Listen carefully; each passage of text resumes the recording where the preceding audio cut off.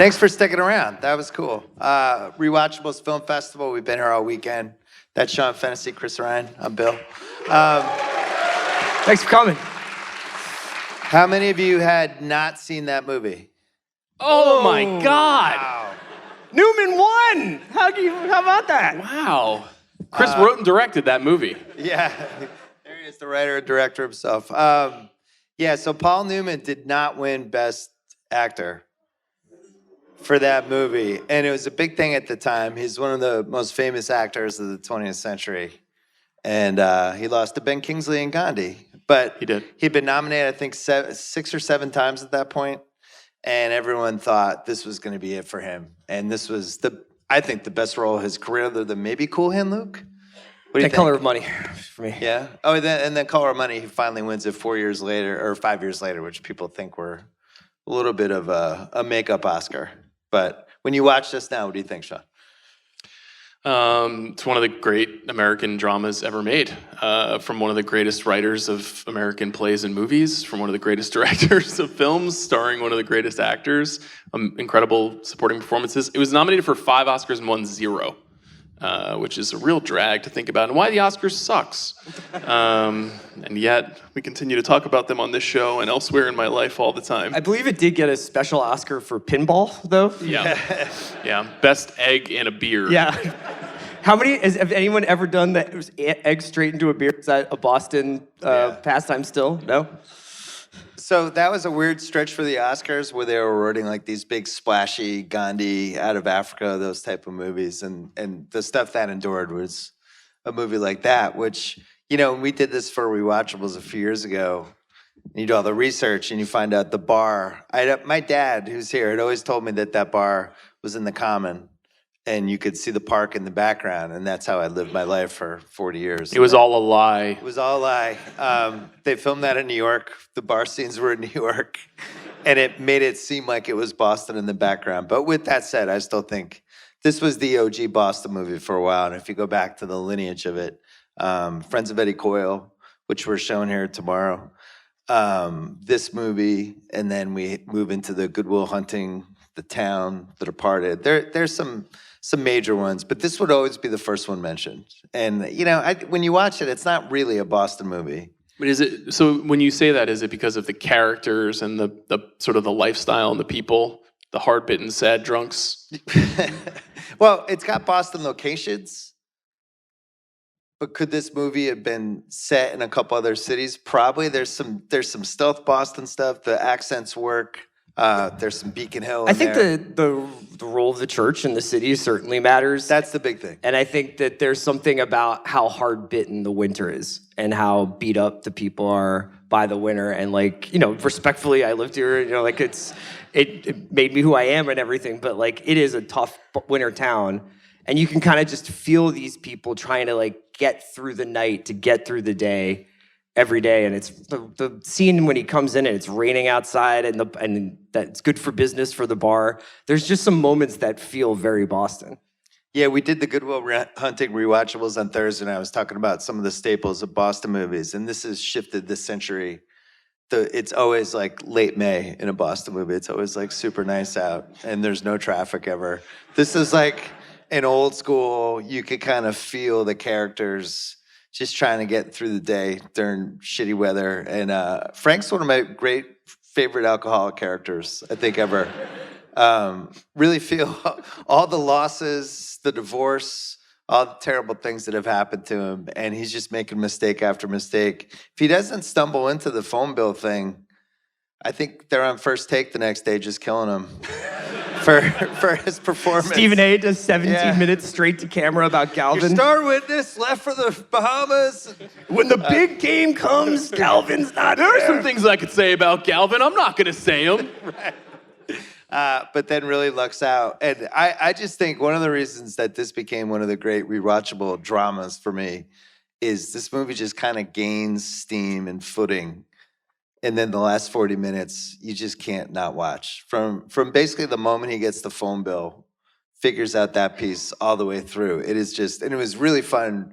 I've seen this movie so many times, watching with a group of people who hadn't seen it and hearing the different kind of noise, especially for the verdict and things like that, was was pretty neat. I know a lot of you have watched this for the first time. Just I encourage you to watch it again and watch Rampling the whole time, because her performance completely changes when you know where it's going. I mean, I remember the first time James Mason gives her the check, and you're like, who's he giving the check to? Oh, shit. And when you go back and watch her, she flinches a couple of times at certain thing Galvin says or Jack Warden says, and it's just this incredibly dialed-in performance. And, you know, it's a twist, but it's a twist that feels like, oh, this is why they could never get anything going, and it's so amazing to see it over and over again. Yeah, every actor absolutely crushes it in this movie. James Mason, it has been disallowed.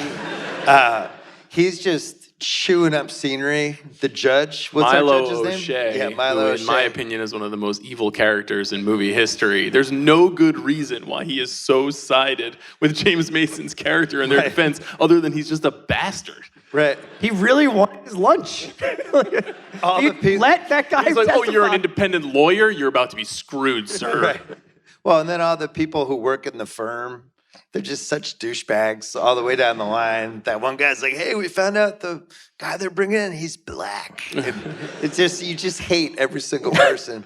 You when we did the pod, you hated that the judge, that he was eating during 2 scenes. Like just the ultimate sign of disrespect, Yeah, it's eating just- soup. It's just rude and gross. And Milo O'Shea's got that haircut. Like, what's going on with that Muppet haircut? Yeah. I really hate it. It's a weird era for haircuts. But then, so all these great performances and, you know, maybe the best new. And then Lindsay Krause comes in out of nowhere, and all-time Deanne Waiters performance by her just comes flying in off the top rope. And that trial scene, it was really fun watching with all of you, because like that scene, that's one of the great scenes by an actress. And you're just frozen the whole time. I wanted to be a nurse. Who were these men? Yeah, she was married to the screenwriter of this movie is David Mamet, the great playwright, and they were married at the time. And I've not quite heard the story of how she got that part or if she was introduced to Sidney Lumet because of that, but it was very early in her career. She went on and did a lot of great stuff in the 80s, but she seems like a real person. And you're watching a movie that is really reliant on star power. You know, you've got Paul Newman, you got Jack Warden reuniting with Sidney Lumet. They made 12 Angry Men like 35 years earlier. You've got, you know, James Mason, who's this icon of American British movies. And this woman just appears out of nowhere, and she's that classic courtroom drama figure who at the last minute we've discovered someone who can provide testimony that will change everything. And she just nails that scene. And then they end up in Slapshot together the next year. That's right. And she's playing a slightly different character. Slightly. But so we have that, and then do we mention all the actors? Yeah, We I hit mean, I everything. think the thing that I love most about this ensemble is the way that they handle Mamet's dialogue, which I think they did a bunch of rewrites of the script, but Mamet has that repetition, that kind of like, you know, we're gonna lose, we're gonna win. The speeches echo throughout the whole screenplay with him. He basically does his summation to Charlotte Rampling in the bar in the beginning of the movie about, you know, just one time, we just need this to break our way. But the way that they handle the dialogue feels so natural. Sometimes Mamet can feel almost machine-like, the way people are repeating things, but it's so beautifully done here. I really love the actor who plays Thompson, the doctor who comes in to testify, Joe Seneca. He's wonderful in this movie. He's also in a lot of great 80s movies. And then I don't know if any of you were watching really closely in the gallery when Newman is giving his final summation, sitting in the second row behind the two, the sister and the husband of the people who are suing is Bruce Willis. And it's one of the first times he ever appeared in a movie. You might have heard from him. He wasn't. They should put him in the credits when they do this on Amazon. Yeah. It's like Newman, Willis, the verdict. X-ray vision, Yeah. Can you do a little Lumet for us? Because, you know, one of the things I love about this movie, which it feels so different than the movies. No, all disrespect or all respect to the movies that come out now, but just the patience and the way it's shot and the thoughtfulness to it. It's kind of why we still care about this stuff. But Lumet with just long shots, just at sometimes weird angles. Then it's conventional again. Then it's the wide shot. That scene, and we didn't talk about Jack Warden. We've got to talk about it before we go. But that wide shot of Warden telling Newman what happened, where we're just really far away, just watching it and watching Newman stop. And go back, but just do some Lumet for us. Yeah, I mean, he's a product of the theater and television scene of the 1950s, directed tons of live television, went on to become one of the most celebrated and prolific American directors of all time. Did a long episode about him on The Big Picture, actually, last year, because he would have turned 100, and Paul Newman would have turned 100 this year. And Lumet is really interesting because he's considered a very unflashy director, somebody who really is focused on character and story. But there was a scene in this movie that really jumped out to me seeing it on the big screen. I'd never seen it on the big screen before, but it's the moment right before the trial starts when Newman is walking past the bedroom and Charlotte Rampling is waiting there in the room for him, and he's like, "We're gonna lose. We can't win." And it almost feels like you're down a long hallway and you're from Charlotte Rampling's perspective, and she's looking at him standing in the hallway there. And it feels, all of a sudden you're in like a German science fiction movie, and then the music starts getting louder, and you can feel the anxiety and the tension in Newman's character finally before he kind of has a panic attack and runs into the bathroom. And it's unlike the vibe of any other part of the movie. Nothing else in the movie is like that. And it's just a great sort of subtle storytelling move that a very experienced director could pull off without necessarily like whipping the camera around or using a special effect. It's just simple, setting up the camera in one certain place and making a move, and it's just an example of how great he was. Yeah, it's just a movie of people talking in rooms, but I love the blocking. I love the fact that everybody is always doing something with their hands, or they've got like some secondary action they're trying to perform while they're talking to someone. They're looking for a piece of paper, eating an egg, making a sandwich out of a refrigerator in the bar, apparently, which I think is something we need to bring back. I'd love to share corned beef with everybody here and get our hands on that. Let's go. Smoking, drinking, like a 10 out of 10 in this movie for you? It's like 14 out of 10.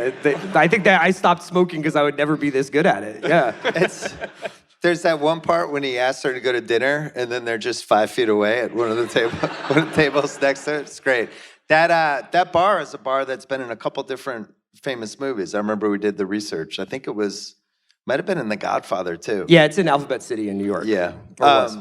We forgot to talk about our guy Jack Warden, who occupies a singular space in American cinema, and I don't even know how to describe it. But when you see him, you just kind of know the movie's He's the most better. haggard man in America. Yeah, and his IMDb is incredible, and it's one of those where I don't even know what my favorite Jack Warden movie is, because you could say Heaven Can Wait, you could say Dirty Work, which was one of his last movies. But he had this incredible, like, 5-decade run, and yet I think the greatest moment of his career is when the jury asks if they can give more than the assigned award, and he does like... They don't show Paul Newman. They only cut away to Jack Warden. No, there's no Jack Warden now. It's just like we lost Gene Hackman. It's like there's no Gene Hackman. These guys are like these one-of-one actors that we just don't have anymore. Yeah, Jack Warden has never tied his tie all the way up. It maybe starts like as in the first thing in the morning, but then it slowly just comes all the way down to his stomach. It's funny that he's playing the sober guy in this movie. Right. Also, like, it just totally makes sense. He's just giving Paul Newman a massage at one point. I turned to Chris and I said, that's going to be he and I later tonight. How many other actors could even make that seem believable? There's one pretty awful scene in this, and it was interesting to sit in the room when it happened, when Paul Newman snaps and he hit Charlotte Rampling, and everybody groaned, rightfully so. It was awful. That's one of the only times it really feels dated. In this movie, there's some Eastern Airlines. Pretty sure they don't exist anymore. You're just smoking on an airplane. So there's some dated stuff, but that one part isn't awesome. But it's a fascinating thing, though. Like, we really valorize the anti-heroes of TV in the last 15 years or so. But this movie on paper is about a drunken lawyer who hits a woman. Right. Like, that's the hero of this movie. Yeah. And you're rooting for him the whole time. You are. And you never flinch on that. Yeah, but for the most part, I just love courtroom movies. And it's like, there's been a million good ones like this. But I think when you really can pull off one of these and take the ride, I just wonder, like, if 2025, what's this movie? It's like McConaughey trying to win an Oscar again, like dyeing his hair white. And there's like Dave Grohl's doing the soundtrack. And like Brett Ratner's directing. Wow. And it's just like, I don't think Brett Ratner's Ratner's directed in that. 2025. Yeah. I was listening until... But... You know what I mean. I just feel like they would F this up now. I think this is an Apple TV show in 2025. That's the problem. Apple? Yeah, it would be like presumed innocent or something. You don't think like Paramount would take a swing? Just Yeah. like just saying Taylor Apple. Sheridan's The Verdict. The Verdict Man. Paul Newman is just jacked. Like, yeah. No, it's called 1982. Don't give me any bad ideas. That's good. I like that. You don't think it's Netflix? I'm trying to think who would do the weirdest job with this. Sean, this is where Sean just wants to start hitting himself in the head with the microphone. I think really complex, authentic character pieces are hard to come by these days. And if they're being made, they're probably being made in independent cinema. Your lasting memory of this movie, as you think of it now, what was it, 81 or 82? It's 82, which is my birth year. Yeah. So I saw it the day I was born, which was really exciting. Sean came out of the womb, eating popcorn. It would explain a lot. I think my lasting memory is just the profundity of Newman's performance during the summation and the decision to shoot him very far away, and then very slowly begin to zoom in on him with that crane shot, which is really, really cool. And you don't think about it when you're watching the movie. You just are falling deeper and deeper. He's not talking about any of the details of the case. He's not reminding people about what he did or did not do during his performance during the trial. He's just talking about this general idea of justice. And that is enough to make the jury reward so much to the family. And it's all because you believe in the empathy that he's trying to communicate. What do you have, Sierra? God, this time I think it was the Kincannon talking to Laura scene. The way he puts the check in her purse and then kind of comes around to her and is just like, "This is the world," or "Welcome to the world." I can't remember the exact line, but his face when he just sort of shakes the whiskey glass a little bit, and he has like a melancholy. Like he's like, "I know. Like I wish it was better than this, but it's not." Yeah. And that just hit me really hard this time. I was the 3 scenes in a row at the end with Lindsay Krause, her testimony, Newman's speech, and then the verdict. But Newman's speech hit me hard this time. So stuff he's talking about is stuff we talk about now. Like, what's your responsibility? Can you be decent? Can the powerless beat the powerful? These are topics that, without getting too somber, I think are pretty relevant right now. That's what you say to Drake May every morning. Right. Bill, what do you think? He picks up on the 12th ring, 13th ring? Drake? No, Paul Newman and... I bet Drake May would probably pick up on the second ring. You're his greatest supporter. How much do we think they got? What, cash-wise? Yeah. Well, they offered $210. He says we think you could get 5-6 times He should have that. countered, by the way. He should have said $390 and let's not go to trial. Should have countered. No, initially. Wouldn't have been. One of the many Frank Alvin That'd be a pretty mistakes. shitty It's movie. a 27-minute movie where Frank negotiates. $390? We'll never see the courtroom. But what do you think they ended up giving up? $10 million? $10 million to 82 is a tremendous amount of money. I was going to say like 5. You think like 5-6 million?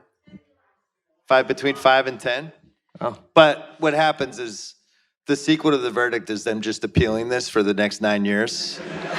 And it's just going and going, and then there's a Catholic Church scandal, and it's just... Too it's verdict, turns too into furious, yeah. Yeah.